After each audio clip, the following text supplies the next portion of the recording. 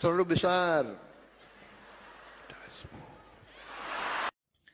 Pak, dalam satu sesi yang sama Anda itu udah kontradiktif dengan statement Anda sendiri gitu loh. Anda bilang pemerintah intinya jangan alergi dikritik, itu di forum yang sama gitu.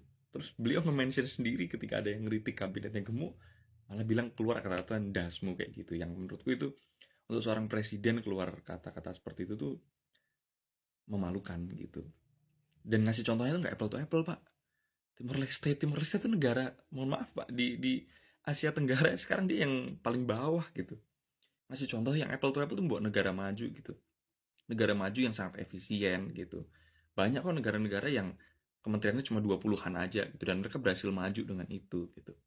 Oke lah, kalaupun Bapak kan tadi nyebutin tuh di video selanjutnya negara-negara di Eropa gitu, mereka juga cukup banyak lah ya kementeriannya. Tapi nggak apple to apple, Pak. Di sana itu integritasnya bagus, tingkat korupsinya rendah, pejabat publiknya tunjangannya nggak seperti di sini yang berpuluh-puluh, beratus juta bahkan gitu. Di sana pada sederhana, pada punya malu, naik transportasi umum gitu, nggak tetot-tetot di jalan, pakai pengawal gitu. Di sini, gitu.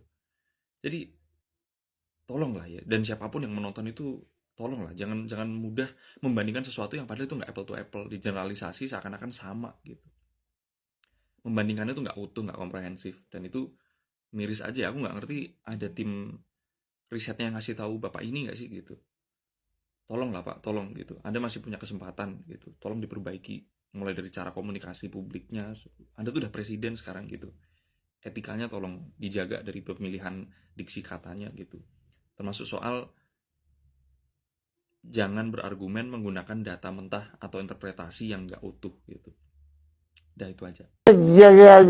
Ya, omon-omon gitu. Katanya ada yang bilang kabinet kita gemuk, kabinet kita besar. Gitu kata dia. Terus yang menarik adalah untuk respon itu, beliau membandingkan Indonesia dengan Timor Leste. Beliau bilang Timor Leste aja itu lebih kecil dari Kabupaten Bogor. Menterinya 28. Timor Leste tuh, lihat. Negaranya, orangnya lebih kecil daripada Kabupaten Bogor.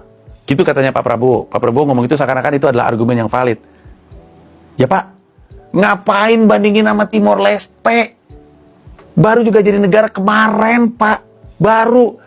Ngapain kita membandingkan cara kita menjalankan kehidupan dengan bayi? Bayi juga belum ngerti banyak. Bayi belum tahu banyak. Bayi mah banyak salah. Banyak kaconya. Banyak kekurangannya. Banyak nggak benernya, namanya juga bayi. Ngapain kita belajar dari bayi? Amerika Serikat, negaranya segede kita. 15, Pak Menterinya. Rusia, negaranya gede banget, 21 Pak Menterinya. Bapak kemarin melantik 100 pejabat. Di mana setengahnya adalah menteri, lalu wamen, lalu pejabat setingkat dengan menteri. Pak, ayolah. Kok bisa sih Presiden Republik Indonesia membandingkan praktek bernegara dari negara baru? Baru, ibarat bayi itu Pak. Itu jalan masih oglek, masih jatuh-jatuh. Ngomong aja masih omon-omon gitu. Bandingin sama negara yang maju, yang berpengalaman menjalankan tata negara, yang berpengalaman dalam berdemokrasi, berpolitik lah. Ini ada efisiensi anggaran. Ini isu yang lumayan ramai dan juga mungkin berkait dengan Nalar Narudi ini. Maksudnya banyak PHK-PHK gitu. Enggak, saya sih kalau efisiensi bagus, saya setuju. Apalagi kalau kita bicaranya satu, ya, yang diefisienkan mana? Oh, perjalanan dinas efisien kan dihitung, itu bukan tidak bisa dihitung. Saya setuju banget ini, mendukung. Terus kemudian hal yang tidak penting gitu ya, umpama kita bicara ATK kan sudah banyak digital, itu juga bagus.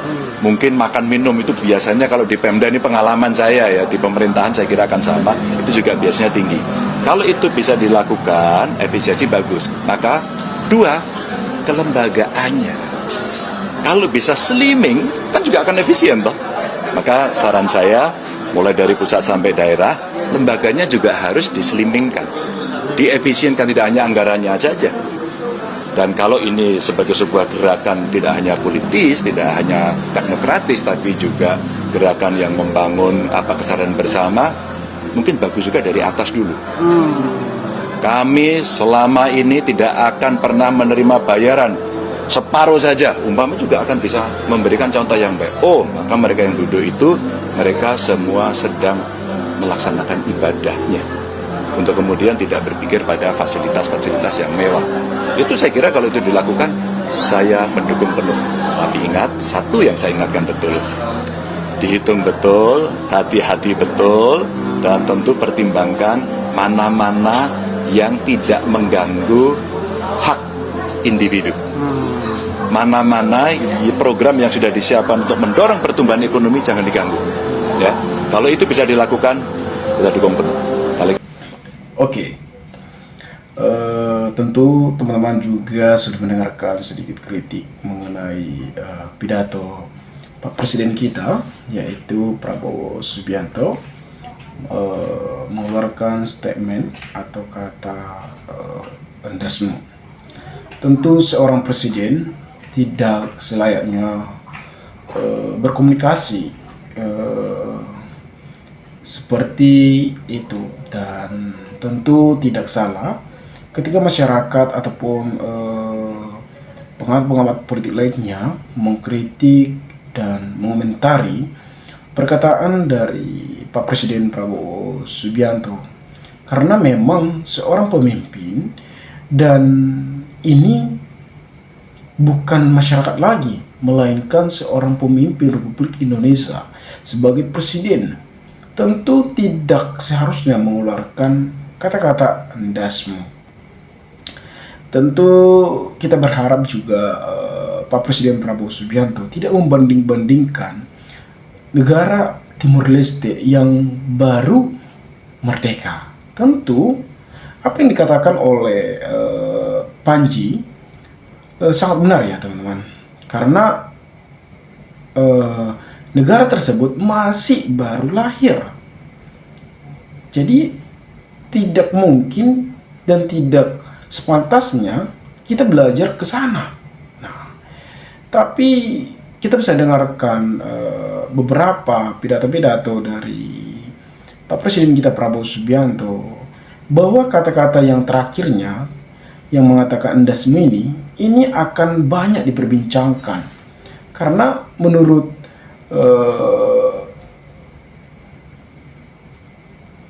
kita, menurut semua orang, ketika memiliki pemimpin tentu menjadi contoh, bukan sebagai pembawa hal-hal yang tidak pantas dicontoh, teman-teman. Karena menurut saya seorang presiden tentu komunikasinya akan lebih efisien, akan lebih baik. Jadi ya menurut saya ini adalah satu pelajaran bagi Pak Presiden kita Prabowo Subianto agar tidak mengeluarkan statement atau kata-kata seperti itu, agar masyarakat juga percaya dengan kepemimpinan Pak Prabowo Subianto. Tentu kita bisa dengarkan sedikit tadi kritikan atau penjelasan dari Ganjar Pranowo soal makan gratis dan soal perkataan dasmu. Tentu program makan gratis tentu sangat membutuhkan biaya yang sangat banyak, dan menurut saya program ini memang kurang efisien, karena ini akan menjadi program yang benar-benar membutuhkan biaya yang nominal yang sangat banyak, teman-teman. Kita tidak tahu ketika kita memberikan mungkin dari pemerintah sekian-sekian, tapi adanya permainan-permainan di sana menjadi menurut saya akan menjadi melahirkan para koruptor-koruptor, teman-teman. Jadi kita sebagai masyarakat pun inilah ya, kita nikmatilah kepemimpinan dari Pak Presiden kita, yaitu Prabowo Subianto, teman-teman. Dalam situasi politik saat ini memang banyak hal, dan bahkan di isi pidato dari Prabowo Subianto pun dia mengatakan hidup Jokowi. Harusnya seorang presiden tidak sepantasnya lagi mengeluarkan kata-kata seperti itu, ya teman. Jadi ya menurut saya inilah yang terjadi saat ini. Ya kita nikmatilah, kita doakan saja kepemimpinan Pak Prabowo Subianto ke depannya akan lebih baik dan bisa sebagai contoh bagi anak-anak muda dan bagi anak-anak bangsa. Tentu kita bisa lihat juga program makan gratis banyak dikritik, dan bahkan mahasiswa pun sudah turun ke jalan, dan bahkan siswa-siswa pun menolak makan gratis karena mereka lebih penting sekolah gratis, karena mereka membutuhkan ilmu bukan makan gratis. Nah, teman-teman, kalau kita lihat memang berbagai macam dinamika-dinamika hal-hal yang terjadi saat ini sulit untuk kita pantau ya teman-teman, karena ya mungkin tidak banyak yang harus saya katakan, tapi ya teman-teman juga sudah memahamilah apa yang terjadi saat ini. Tentu kita juga tidak lupa untuk bacakan sedikit komentar-komentar dari saudara-saudara kita, bagaimana tanggapan mengenai penjelasan dari Panji itu. Prabowo itu anak profesor, prestasinya jenderal, dari kecil sudah di luar negeri, sudah banyak kesana kesini, sudah banyak dengan orang pejabat luar negeri, otomatis pola pikirnya dia jauh lebih baik. Nah, tentu Pak Prabowo itu ada profesor, nah prestasinya jenderal, dari kecil di luar negeri. Tentu seorang sekolah yang tinggi tentu tidak pantas mengeluarkan kata-kata andasmu. Nah, kabinet gemuk itu karena bagi-bagi jabatan, haha. Waktu pemilu semalam banyak anggota dia. Jadi ya teman-teman, itulah yang terjadi saat ini.